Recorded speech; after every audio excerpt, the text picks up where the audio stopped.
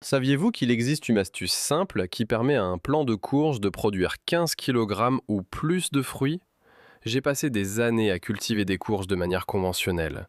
Je jetais les graines dans la terre, je les laissais pousser et à la fin je récoltais 2 ou 3 petites courges par plant. Cela suffisait à peine pour faire une soupe. La production était décevante.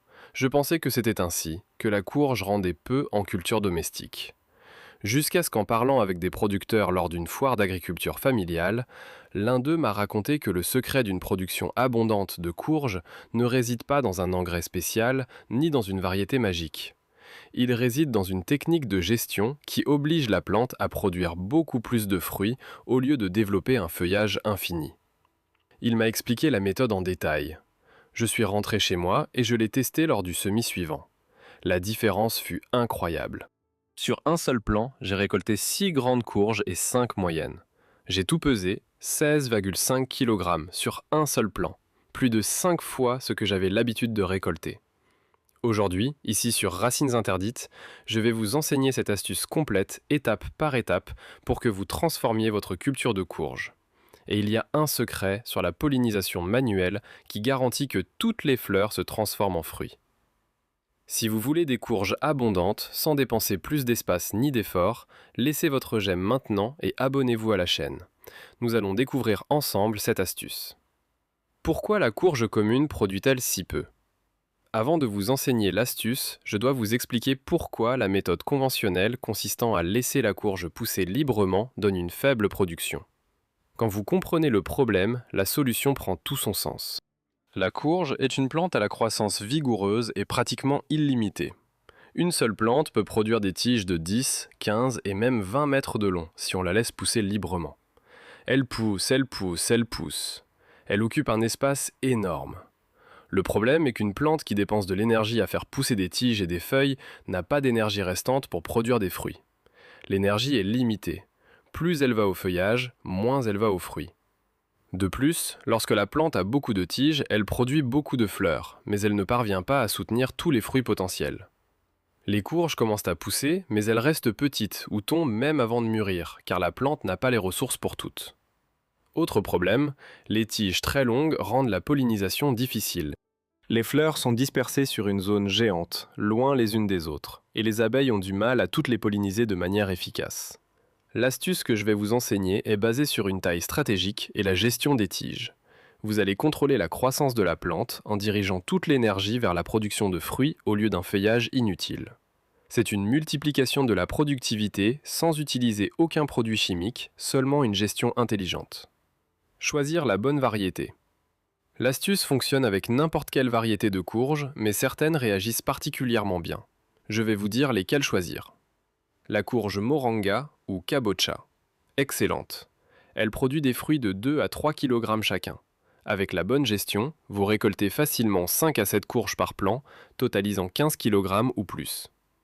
La courge japonaise ou potiron Kabocha est également très bonne. Des fruits plus petits d'environ 1 kg chacun, mais la plante peut produire 8 à 10 fruits, un total similaire. La courge Ménina brésilienne produit de gros fruits de 3 à 5 kg. Avec l'astuce, vous obtenez 3 ou 4 gros fruits par plant, totalisant 15 à 20 kg.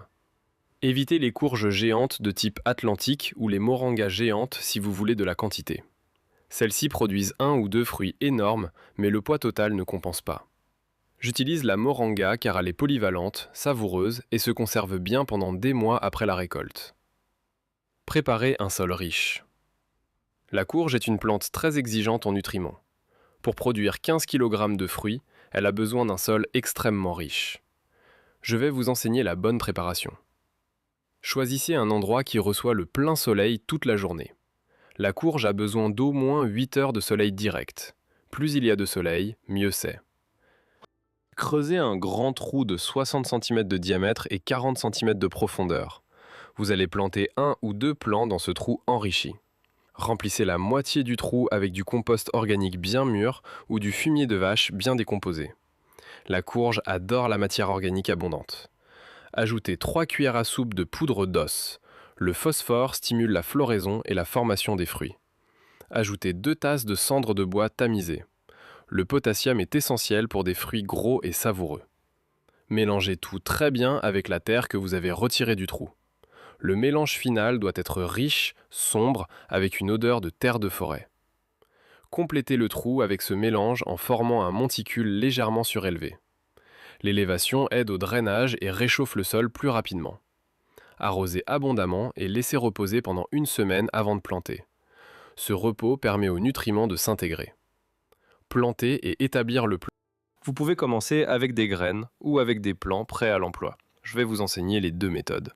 Si vous utilisez des graines, plantez 3 graines directement dans le trou préparé à 3 cm de profondeur, espacées d'environ 10 cm les unes des autres. Arrosez bien. La germination prend de 5 à 10 jours. Lorsque les plants ont 2 vraies feuilles, ne gardez que les 2 plus forts. Ensuite, lorsqu'ils ont 4 feuilles, ne gardez que le plus vigoureux. Si vous utilisez des plants prêts à l'emploi, achetez un plant sain ou faites le vôtre dans un petit gobelet. Repiquez lorsqu'il a 4 vraies feuilles. Plantez-le dans le trou, arrosez bien et protégez-le du soleil fort pendant les 3 premiers jours avec une boîte en carton munie d'ouverture. Pendant les 2 premières semaines, maintenez le sol toujours légèrement humide. La plante s'établit et a besoin d'une humidité constante. Lorsque la plante atteint environ 30 à 40 cm de longueur de tige, il est temps de commencer la gestion stratégique. L'astuce de la taille de formation. Voici le cœur de la méthode, la taille de formation, qui transforme une production médiocre en une production abondante. Je vais vous enseigner l'étape par étape exacte. Lorsque la plante aura développé une tige principale d'environ 1 mètre, elle commencera à produire des tiges latérales à l'aisselle des feuilles. Ces tiges latérales s'appellent des tiges secondaires. Ne laissez que les 4 tiges secondaires les plus vigoureuses et les plus proches de la base. Taillez toutes les autres tiges secondaires qui apparaissent en plus de ces 4-là. Coupez au ras de la tige principale avec des ciseaux propres. Maintenant, vous avez une plante avec une tige principale et 4 tiges secondaires. 5 tiges au total. C'est tout ce que vous allez laisser pousser. Lorsque les 4 tiges secondaires atteignent environ 2 mètres de long, coupez la pointe de chacune. Cela s'appelle le pincement. Coupez les 20 derniers centimètres de chaque tige secondaire. Pincez également la tige principale lorsqu'elle atteint 2 mètres et demi. Qu'est-ce que cela fait? Cela empêche la plante de continuer à dépenser de l'énergie en poussant sans fin. Cela l'oblige à diriger toute l'énergie vers les fleurs et les fruits qui sont déjà sur les tiges. De plus, maintenez taillées toutes les tiges tertiaires qui tentent de pousser à partir des secondaires. Vous ne voulez que les 5 tiges principales, rien de plus.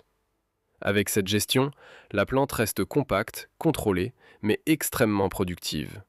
Toute l'énergie va aux fruits. Bien, cela dit, nous allons continuer avec le secret de la pollinisation manuelle. Le secret de la pollinisation manuelle. La courge a besoin de pollinisation pour former des fruits. Dans des conditions normales, les abeilles font ce travail, mais vous pouvez garantir la pollinisation de toutes les fleurs en la faisant manuellement. Cela augmente considérablement le taux de fruits formés. Tout d'abord, apprenez à différencier les fleurs mâles des fleurs femelles. Les fleurs mâles ont un pédoncule fin et long. Les fleurs femelles ont un pédoncule épais avec un renflement à la base qui ressemble à une minuscule courge. Ce renflement est l'ovaire qui se transformera en fruit s'il est pollinisé. Les fleurs s'ouvrent tôt le matin et se ferment à la fin de la matinée ou au début de l'après-midi. Vous devez polliniser pendant la fenêtre où elles sont ouvertes, de préférence entre 7 et 10 heures du matin. Coupez une fleur mâle fraîchement ouverte. Retirez tous les pétales en laissant exposer l'étamine centrale couverte de pollen jaune. Apportez cette fleur mâle jusqu'à une fleur femelle ouverte. Frottez délicatement l'étamine mâle sur le stigmate de la fleur femelle, cette structure collante au centre. Transférez beaucoup de pollen. Une seule fleur mâle peut polliniser 3 ou 4 fleurs femelles. Utilisez des fleurs mâles fraîches, coupées le jour même. Marquez les fleurs femelles que vous avez déjà pollinisées en attachant un petit morceau de fil de couleur sur le pédoncule. Ainsi, vous savez lesquelles ont été pollinisées et vous pouvez suivre si elles se sont transformées en fruits. Faites cela chaque matin pendant toute la période de floraison. Le taux de réussite est proche de 100%, bien supérieur à la pollinisation naturelle. Je pollinise manuellement toutes les fleurs et je n'en perds aucune. Toute fleur femelle qui apparaît se transforme en courge. Fertilisation pendant la croissance. Pour soutenir une production de 15 kg de fruits, la plante a besoin d'une fertilisation supplémentaire pendant la croissance. Je vais vous donner le calendrier. 3 semaines après la germination, première fertilisation de couverture. Ajoutez 2 cuillères à soupe de lombricompost autour de la plante à 20 cm de la tige. Arrosez ensuite. Lorsqu'elle commence à fleurir, passez à une fertilisation riche en phosphore et en potassium. Utilisez une cuillère à soupe de poudre d'os et une cuillère à soupe de cendre de bois. Répétez tous les 15 jours pendant toute la floraison et la fructification. Lorsque les premiers fruits sont formés et en croissance, ajoutez également du fumier de poule bien décomposé, une tasse autour de la plante chaque mois. Les courges en croissance ont besoin de beaucoup d'azote. Une fois par mois, ferti-irriguez avec du purin dilué ou du biofertilisant liquide. Les nutriments liquides sont absorbés rapidement. Avec la fertilisation adéquate, les courges poussent grandes, fermes et savoureuses. Arrosage sans pourriture. La courge a besoin de beaucoup d'eau, surtout lorsque les fruits sont en croissance, mais cela doit être dans la bonne mesure. Je vais vous enseigner l'équilibre. Pendant la croissance végétative avant la floraison, arrosez 2 ou 3 fois par semaine, en humidifiant profondément. La terre doit rester humide jusqu'à 15 cm de profondeur. Pendant la floraison et la fructification, augmentez à 3 ou 4 fois par semaine. Les fruits en croissance ont besoin de beaucoup d'eau. Le manque d'eau donne pour résultat de petits fruits. Arrosez toujours en fin d'après-midi, jamais sous un soleil fort. N'arrosez que le sol, jamais les feuilles. Les feuilles mouillées favorisent l'oïdium, une maladie fongique courante chez la courge. Lorsque les fruits sont presque mûrs, environ 2 semaines avant la récolte, réduisez considérablement l'arrosage. Cela concentre les sucres dans les fruits, les rendant plus savoureux et améliorant la conservation en protégeant les fruits de la pourriture. Les fruits en contact direct avec un sol humide peuvent pourrir par le dessous. Je vais vous enseigner comment le prévenir.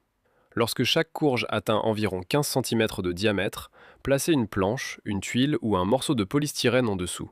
Cela crée une barrière entre le fruit et le sol humide. Vérifiez chaque semaine si un fruit est en contact avec le sol humide. Réajustez-le si nécessaire. Inspectez également s'il y a des limaces ou des escargots qui attaquent. Ils adorent les courges mûres. Placez des coquilles d'œufs écrasées autour des fruits comme barrière. Quand et comment récolter? Connaître le bon moment pour récolter garantit une meilleure saveur et conservation. Je vais vous enseigner les signes. La courge est mûre lorsque la peau est dure et ne cède pas à la pression de l'ongle. La couleur est uniforme et éclatante. Le pédoncule est sec et craquelé et les feuilles de la plante commencent à jaunir. Cela se produit normalement entre 100 et 120 jours après le semis, selon la variété. Récoltez lors d'une journée sèche sans pluie récente. Utilisez un couteau bien aiguisé ou un sécateur. Coupez le pédoncule en laissant environ 5 cm attaché à la courge. Ce bout de pédoncule aide à la conservation. Après la récolte, laissez les courges sécher. Placez-les dans un endroit sec, ventilé et ombragé pendant 2 semaines. Cela durcit la peau et améliore la conservation. Une courge bien séchée se conserve 6 mois ou plus en stockage. Combien économisez-vous? La courge est de plus en plus chère. Nous allons calculer l'économie de produire 15 kg à la maison. 1 kg de courge coûte entre 13 et 20 pesos mexicains. 15 kg coûte entre 200 et 300 pesos mexicains. L'investissement pour cultiver un plant de courge est minime. Les graines coûtent environ 10 pesos mexicains, le compost et les engrais environ 50 pesos mexicains. Total, 60 pesos mexicains. L'économie nette par plant est comprise entre 135 et 235 pesos mexicains. Si vous plantez 3 plants avec cette méthode, vous économisez plus de 650 pesos mexicains. Outre l'économie, il y a la qualité. La courge récoltée mûre et séchée adéquatement est infiniment plus savoureuse que celle du marché. Vous avez déjà semé des courges et vous avez peu récolté, vous les laissiez pousser librement sans les tailler. Allez-vous essayer cette astuce de la taille de formation? Racontez-le-moi ici dans les commentaires. Je les lis tous et j'adore connaître votre expérience. Et si vous n'êtes pas encore abonné à la chaîne, abonnez-vous maintenant pour recevoir plus d'astuces qui multiplient la production. Votre j'aime m'aide aussi beaucoup. Cette conversation à la foire a complètement changé ma culture de courge. Elle m'a fait comprendre qu'une production abondante ne vient pas du fait de laisser la plante faire ce qu'elle veut, mais d'une gestion intelligente qui dirige l'énergie de la plante. Quand vous voyez 6 grandes courges pousser sur le plant, vous savez que vous avez contrôlé la plante au lieu d'être contrôlé par elle. Quand vous pesez tout et que vous arrivez à 16 kg sur un plant qui produisait auparavant 2 ou 3 kg, vous comprenez le pouvoir de la bonne connaissance. Voir des courges séchées en rangées dans le garage, en sachant que vous avez des courges pour des mois, que vous n'aurez pas besoin d'en acheter, que vous avez l'abondance d'un aliment si nutritif et polyvalent, c'est une sensation d'abondance réelle. Merci pour votre compagnie.